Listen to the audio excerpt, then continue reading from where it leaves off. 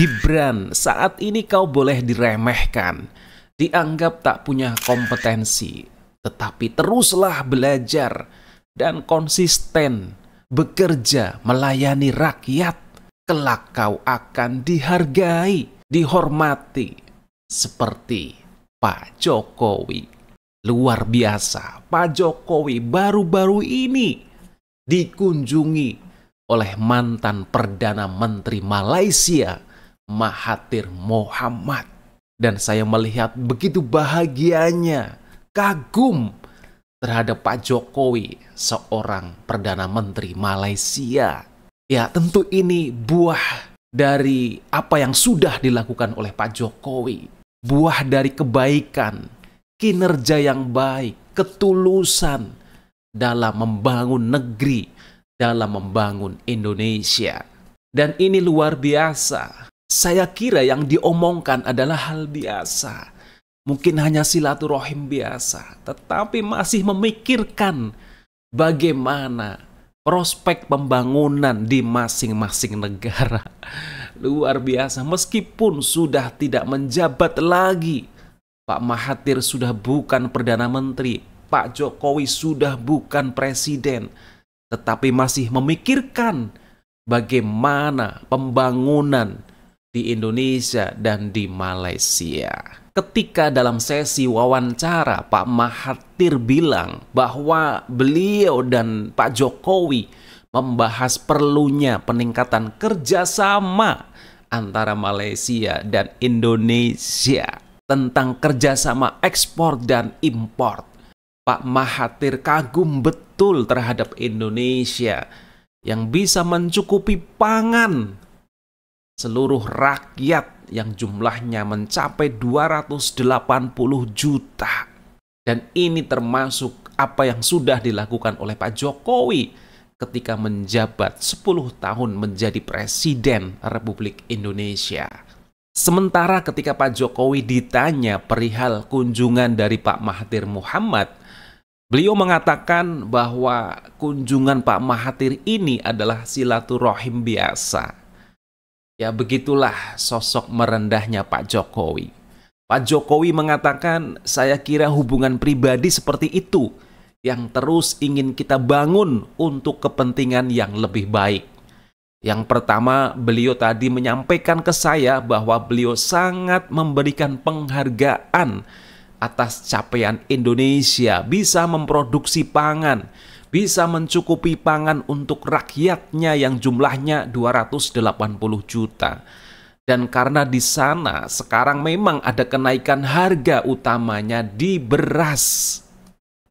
Dan kemudian Pak Jokowi seperti biasa mengajak Pak Mahathir ini untuk keliling kota Solo, mengunjungi beberapa destinasi yang ada di kota Solo, termasuk apa yang khas dari kota Solo, seperti mengunjungi kerajinan batik, dan tidak lupa tentu saja mengajak Pak Mahathir untuk makan kuliner khas Solo. Dan diiringi kerennya oleh musik keroncong khas Solo.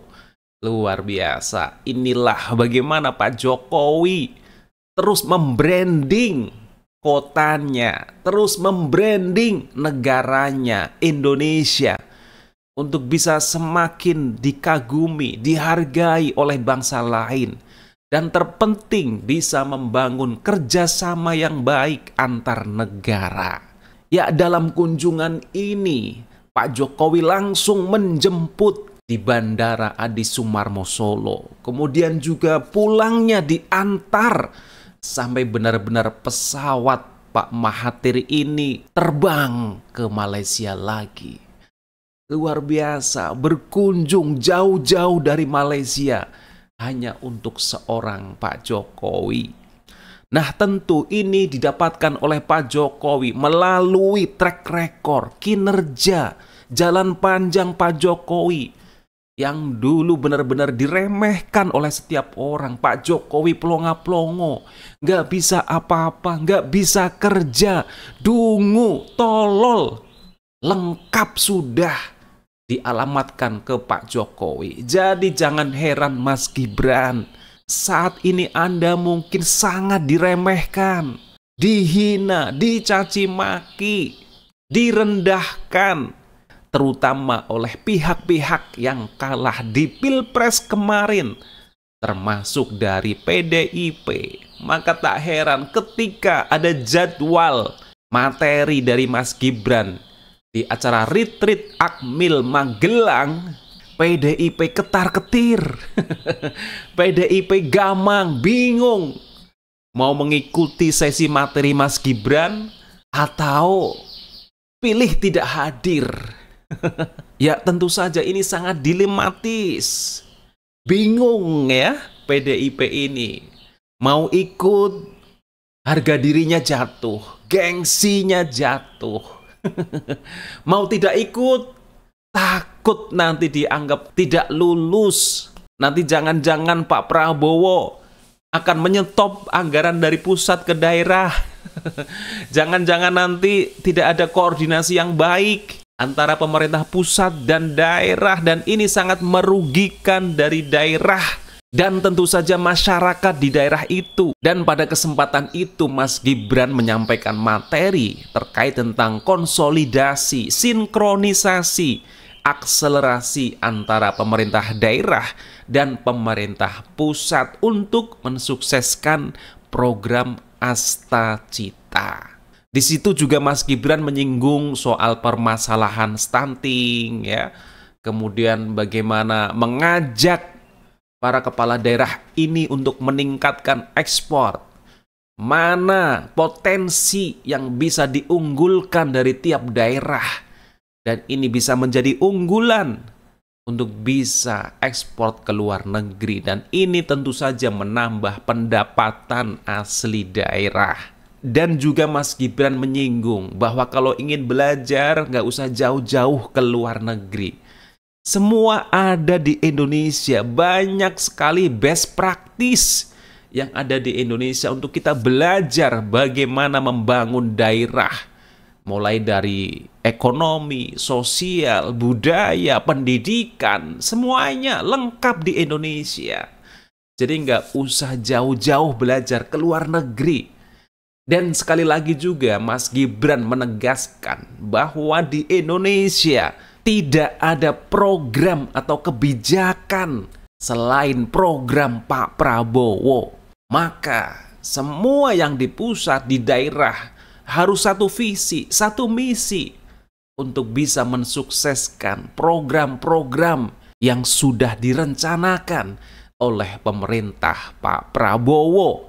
Dan daerah bisa bersinergi meskipun tadi setiap daerah punya kearifan lokal sendiri-sendiri dan juga punya ciri khas, punya skala prioritas sendiri untuk membangun daerahnya. Jadi Mas Gibran tetaplah bekerja, tetaplah konsisten melayani rakyat. Tidak usah pedulikan orang-orang yang selalu nyinyir, memandang rendah, menghina, menganggap dungu, tolol, dan lain sebagainya. Nantilah waktu yang akan membuktikannya. Mereka kelak akan menghargai, menghormati, kagum terhadap apa yang sudah dilakukan oleh Gibran. Sebagaimana Pak Jokowi sudah meninggalkan legasinya, track record, reputasi yang luar biasa untuk Indonesia tercinta. Sekian dulu opini pribadi saya. Terima kasih dan sampai jumpa.